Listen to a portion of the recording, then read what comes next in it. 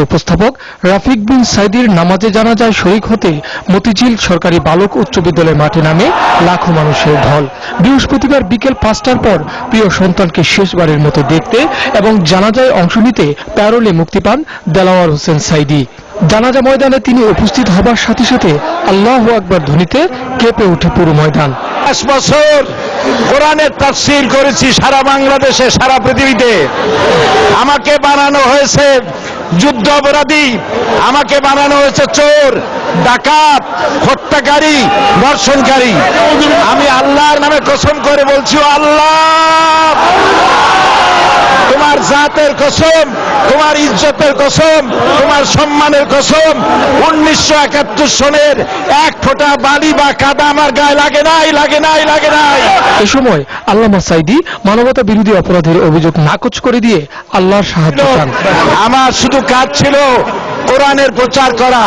নাস্তিকবাদীরা সহ্য করতে পারে নাই, যার জন্য আমাকে বন্দী করে রেখেছে। আমি শাহাদাতের তামান্না করি, আমি শহীদ হতে চাই, তবে চোর, ডাকাত ইত্যাদির বদনাম নিয়ে মরতে চাই না। পরে ছেলের জানাজায় নিজেই ইমামতি করেন তিনি।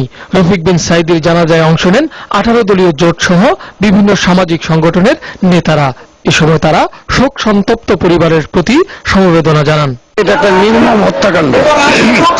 যদিও উনি মৃত্যুটা স্বাভাবিক মনে হচ্ছে, কিন্তু যে ঘটনার আবহে উনি মৃত্যুবরণ করছেন, একটা পরিবারকে শুধু আদালতের কাঠগড়ায় দাঁড় করানো হয় নাই, মূলত তার একজন মহৎ মানুষের চরিত্র হরণ করা হয়েছে।